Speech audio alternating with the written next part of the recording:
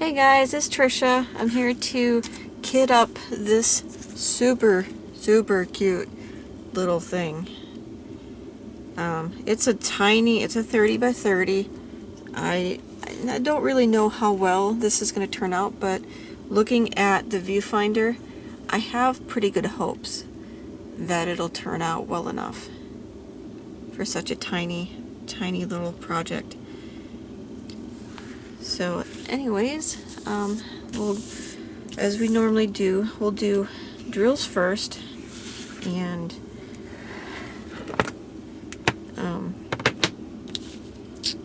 canvas second. Alright, let's get you guys over here. So I have labels and I have drills, and I have parchment paper and a pen. So, and I need a scissors. I know I have a scissors in here. I think this will work. Boom, scissors. Alright, so let's take a quick look at. So our canvas is no DMC, just numbered and symboled, and the packets are just the number that corresponds to here and the number of the canvas itself. So no DMCs in this one, but that's okay. We'll work through it.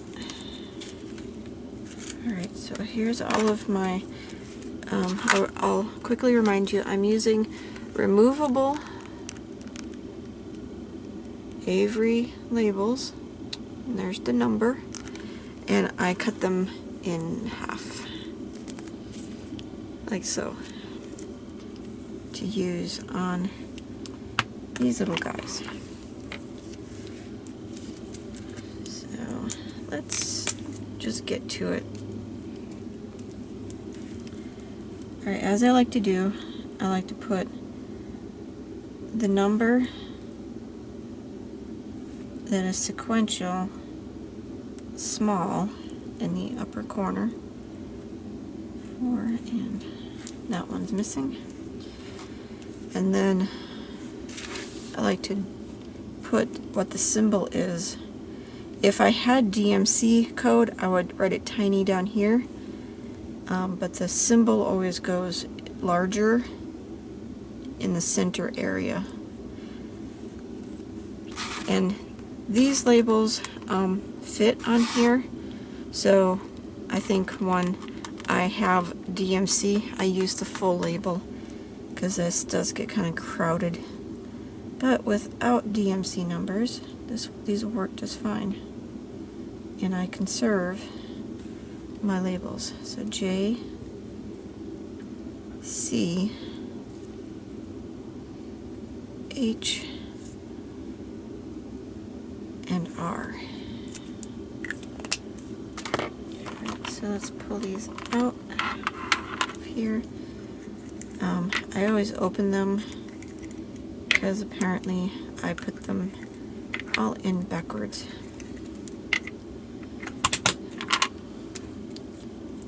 And we'll just throw our labels right on.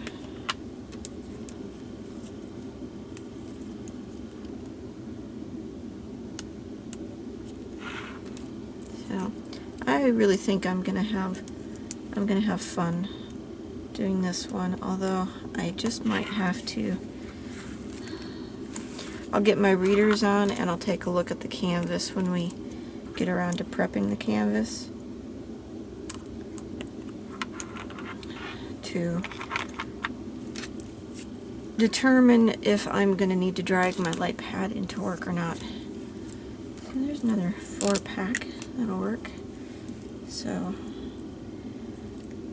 number 5, 6, 7, 8, and the letters are T, O, V, and L.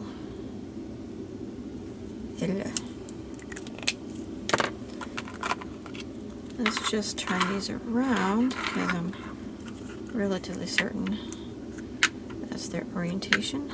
Yep. Okay. And I'll just pop these on.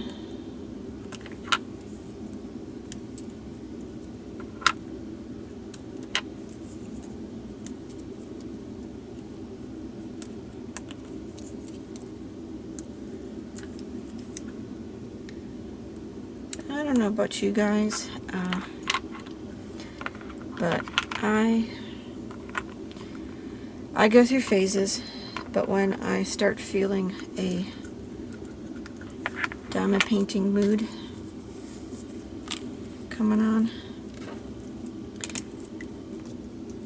I really enjoy watching kitting videos and de-kitting videos, so that's why I decided to start doing my own. So 9, 10, 11, 12, 13,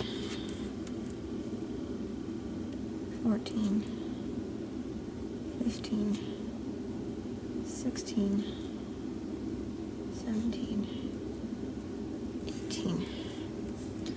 Alright, so number 9. Ooh, get my readers on. That looks like it's, okay, that's B. The texture of the canvas is kind of interfering with how I view some of these symbols. B, A,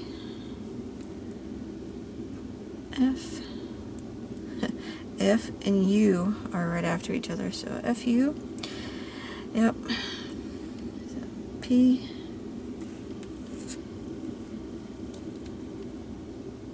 there's an M, S, W,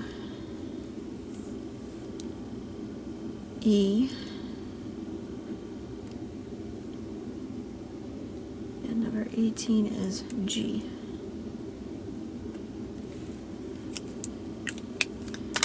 Alright, so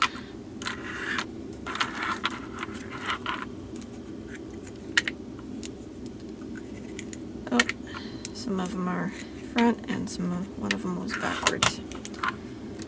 So that's why I open them up, because they're not easy. I mean, there is a visual clue, but depending on how the light hits it, might be hard to see or misconstrued. So just to avoid all of that, I simply quickly pop it open to make sure it's facing front.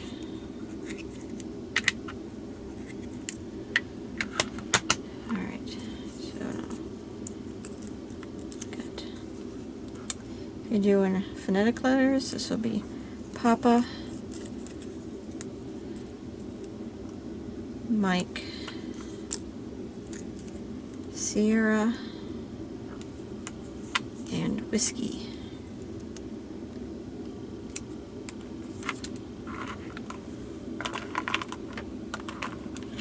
Alright, next row.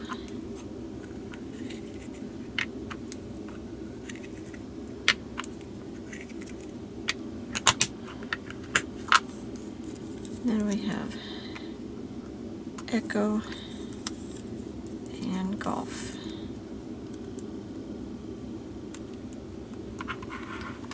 Alright, that sheet's done. Let's see if I have... Nope. I don't have any some odd 1s and 2s, so let's just continue with 19. You guys notice that with your Sharpie pens? Sometimes they don't like to start. I have paper over here. Okay, there we go. 19, 20, 21. And those are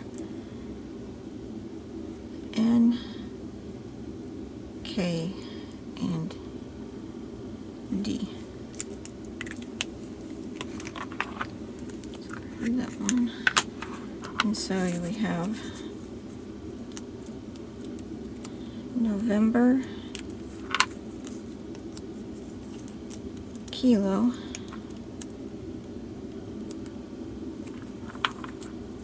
oop, that one on super crooked.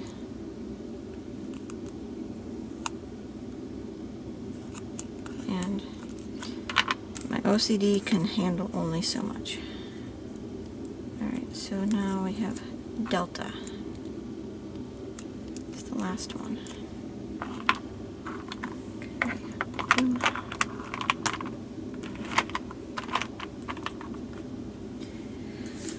Okay, so let's put our labels away and start loading these up.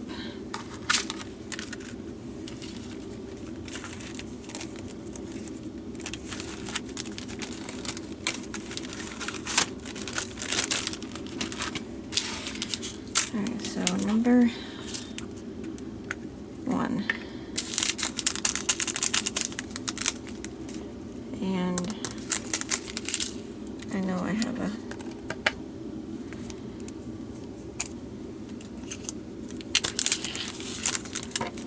little tray in case this doesn't go well. I can tell these are my adhesive stick scissors because they're a little bit sticky. Alright, let's see if I can, you know what, I had a big tray in here this could sit in, but we'll make this work.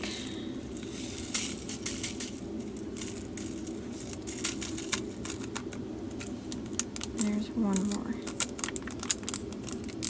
That's a pretty pink. A little bit of a country mauvey pink though. I like true pink better. But I do have a bigger tray. I don't know. We'll see if this one works.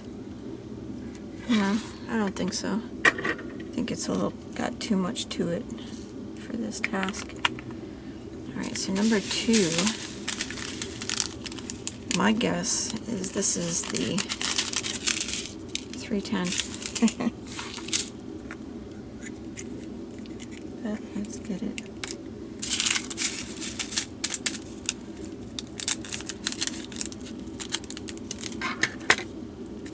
In.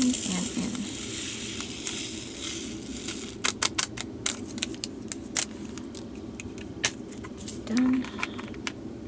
You know what I'll do? Is I'll take this back row out and slide everything up. Alright, so number 3.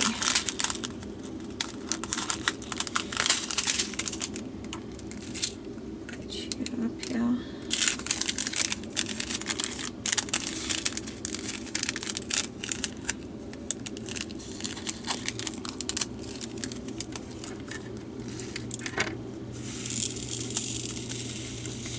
In you go. Oh, so far so good. I think because these have such a wide opening, they're just way easier to load. So number 4. I mean, they generally, they're in a sequence.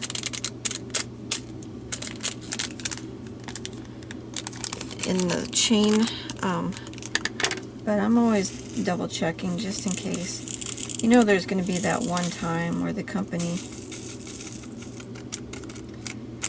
prints them out of order. I'd rather not have it a surprise as I'm working on And these drills seem to be very good. They're not staticky, so I'm not having to grab any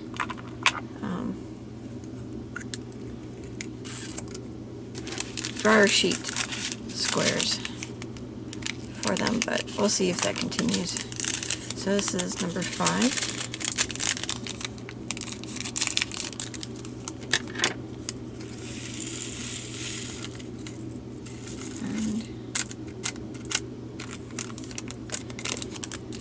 Good. Number 6. There we go.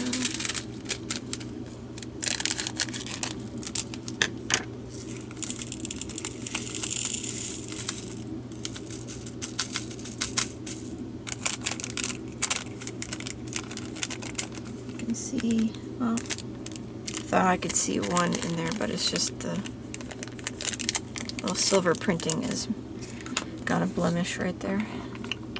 Okay, so number 7. Booyah.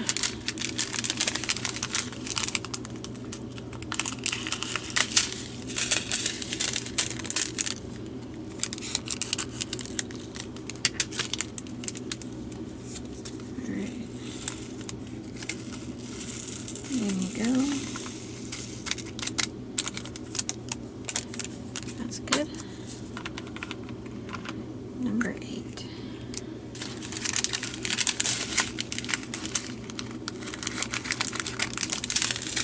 So packet number 8. Sounds a little fuller than what we've been seeing.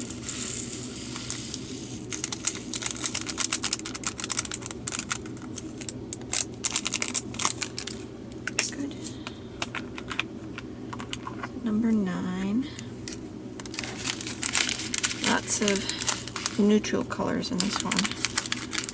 But I think that picture is going to be... Okay, let me try doing it at an angle like that and see how well that does. Nope. Nope, not any better. Actually, significantly worse.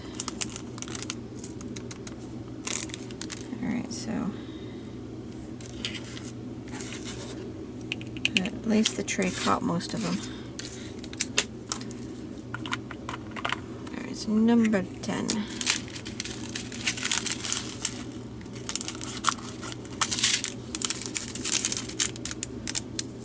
Good amount of this color.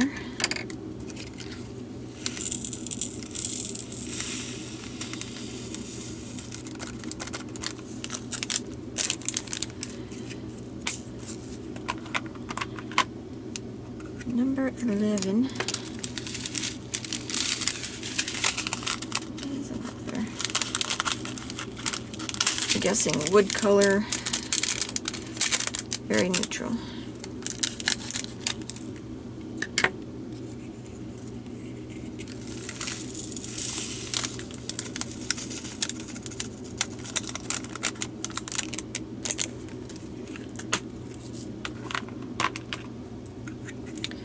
Number 12.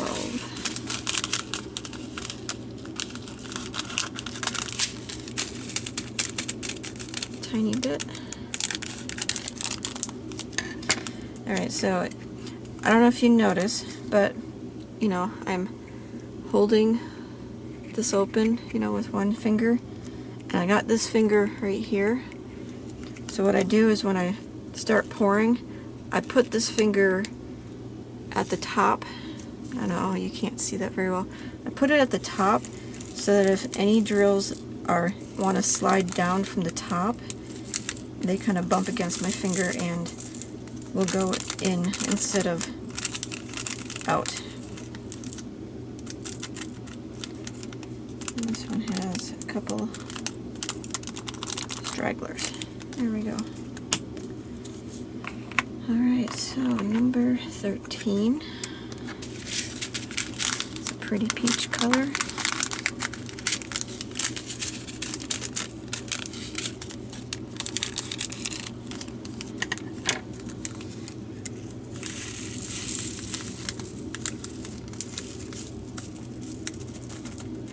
think I'm gonna have to find a little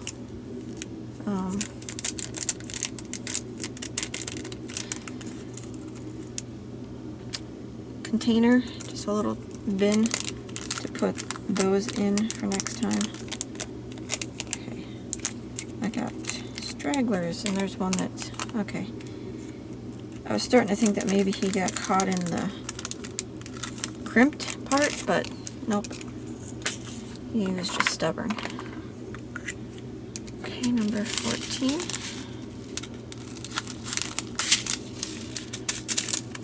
So whenever I get a small painting like this with a good number of colors, I have hopes that they did a good job with shading and all that. So the resolution, even though it's small, might turn out to be pretty good. So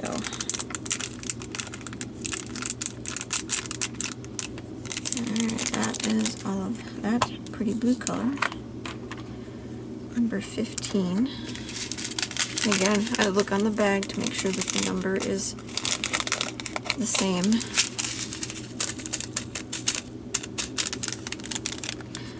I think, if I remember correctly, I had one time where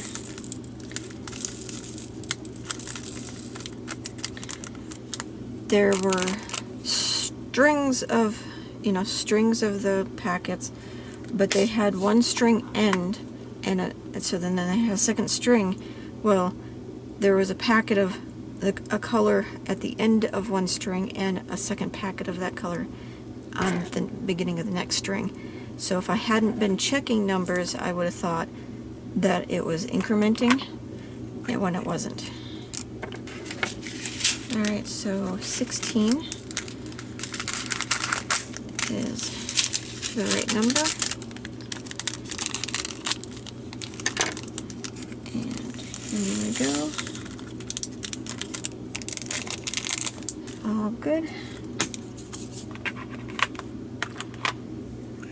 Alright, so next one. Alright, well, just a little bit of chatting.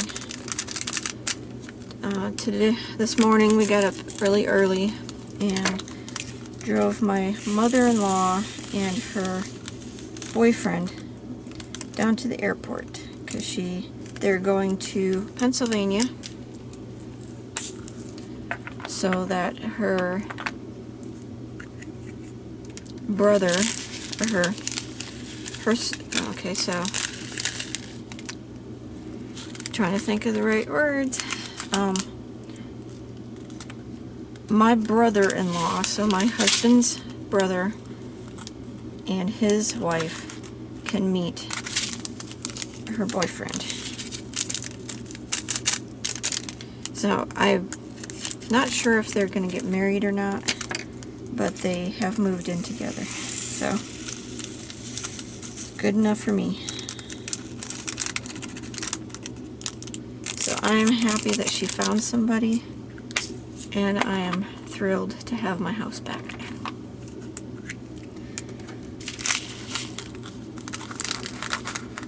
It's so much quieter in the house now. Both me and my husband are like, yes, we're so much more relaxed at home.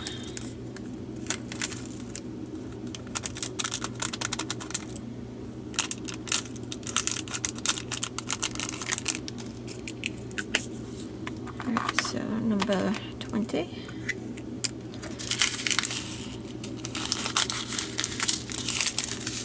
Comes next.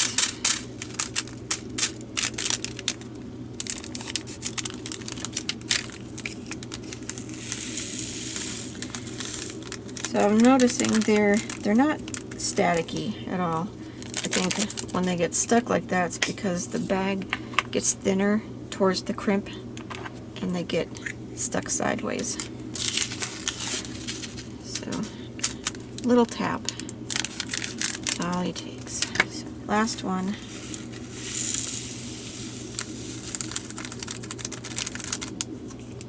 And there's a couple stragglers.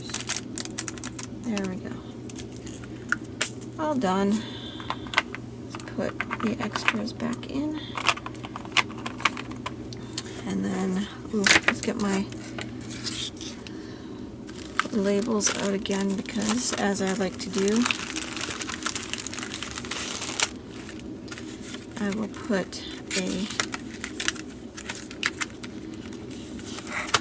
label on the upper left corner extra container with the project name on it, just in case I got more than one project going at a time.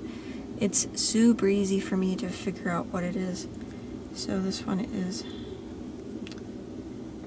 again, puppy and box. So there we go. And then what I do is I put any trash drills in this one, and then because there's an another spare one next to it, this one is where I will put any rogue drills. So if I have any ones in here where it's not the same color, I'll put them in there as long as they're, you know, fully functional drills, because I have a bin for the trash drills, and I have a bin for what we call the mystery drills, I guess, is how Rebecca was terming it. Now at the end of the project, if I feel like it, I go through this one and try to match them up with the rest of the drill colors. But if I don't, or if there is a drill that's a color that does not match any of the rest of them, I have a mystery drill container as well for those. Alright, so there we go. The drills are loaded up. Now we need to do, let's get these out of the way. You know what? I can take these out of this bag and just stick these in the back here so that they're with it. And I will use this bag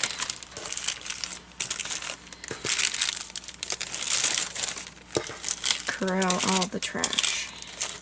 Because my trash bin over to my right is pretty full, I would have these little pieces of plastic all over the floor.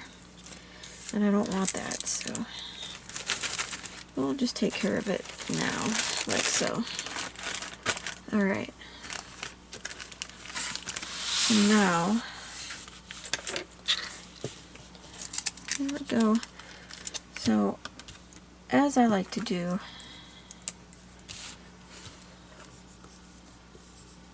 I'll just write something on the top of this, just in case I need to reuse it for something, because these plastic sheets go on one way and one way only. That can go, it's stuck to my arm. Over there, there we go. Alright, so canvas looks pretty good. There's a little bit of a valley right there, but I think that won't be a problem because it's really wide. I don't know, it's still sticky, so we're good. Alright, so symbols are clear-ish, but they're really faint. The letters, this light in the colors they use, some of the light colors they use white text and it's kind of fading in. So some of those are gonna be kind of tough. So I'm pretty sure I'm gonna be dragging my light pad into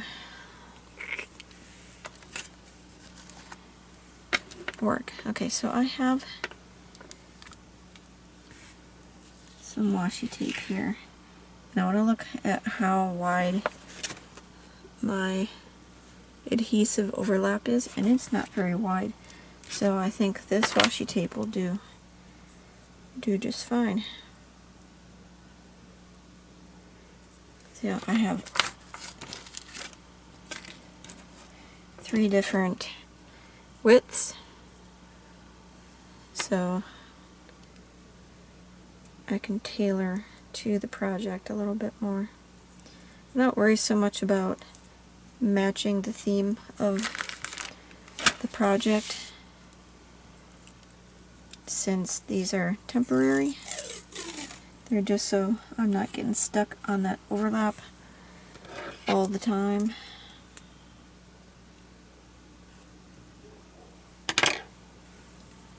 Alright, so you'll have to excuse me. My big head is going to get in the way, but I really need to get this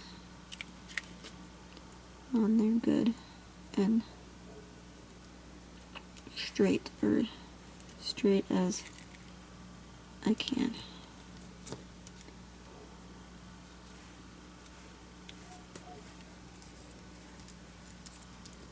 That might be a little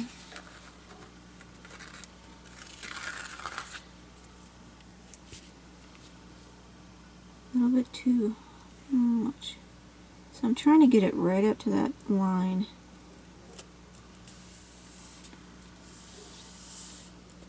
Alright, but that's the cool thing about washi tape.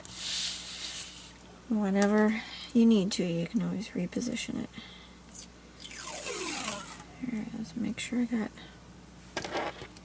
enough.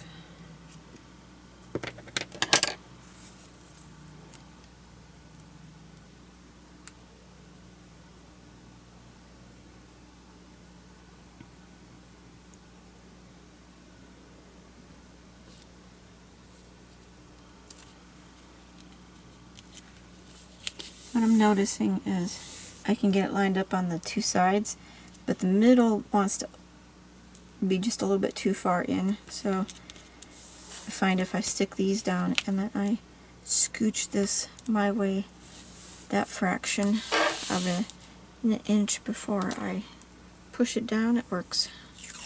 Alright, so that's roughly the width I need.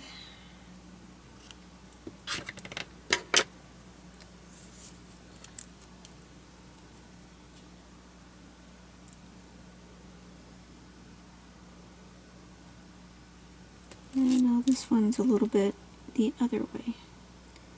So let's see if I can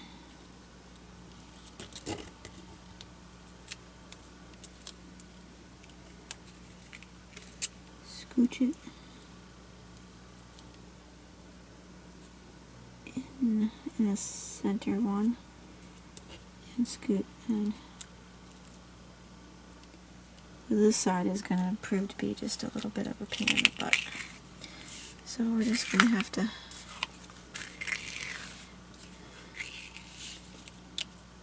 do it bit by bit.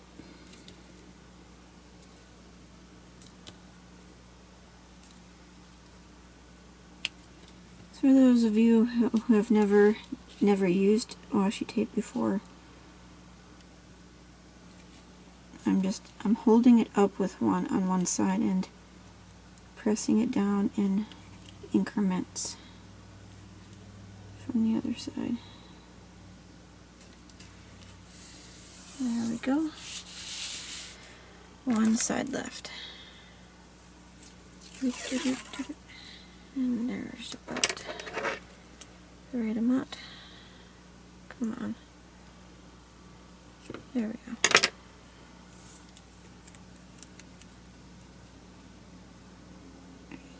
Gonna work in one.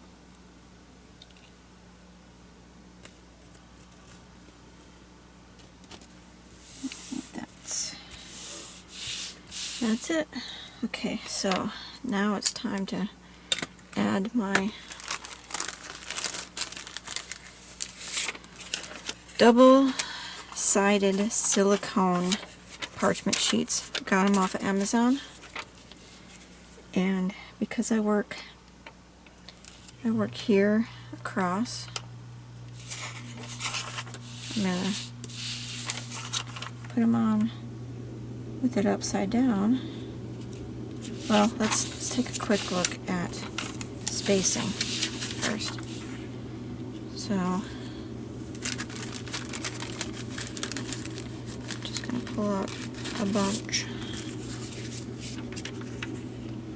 And if this goes here, then it's that. So, if I let this overhang, like so, you know, and it doesn't matter what sequence I put them on because they're easy to switch position. You just pull this one up and you put it back down so that it overlaps in the other direction. Alright, so I think this is gonna work. I will cut these to a size when I need to. Let's return that too, because as I go across, it's easier if they're all in the same direction. If I need to cut them, I will. But if I can get away with not cutting them, that's what I do. Because it's a lot easier to reuse them if they're in their full. Now I do have a baggie around here. I think I don't know. I saw it just like minutes ago of the cut pieces. So I will usually, if I need a smaller piece, I'll check that bag first to see if I can get away with using one of those, even if I have to cut it down further, as long as one of those already cut pieces is big enough. That saves me from having to cut down a full piece. I mean, I'm not sure it really matters because the box I got had like 2,000 of them in it, so I doubt I will ever run out of these things, as long as I manage to reuse the majority of them. Alright, so yeah, here it is. Here's the bag of cut pieces. So you can see there's a lot of the same size, but then there's the odd one or two that are bits and more square bits and pieces. So I like having that around, because if I can put them to use, I will. Alright, so there it is. My canvas is prepped, my drills are prepped, so it's ready to go to work with me tomorrow. I can't guarantee how long it'll take me to do because I'm not diamond painting a lot at work, but then again, sometimes the mood strikes and I pull out the diamond painting. So, and he's so cute. Alright, so we'll see you guys next time. Happy crafting.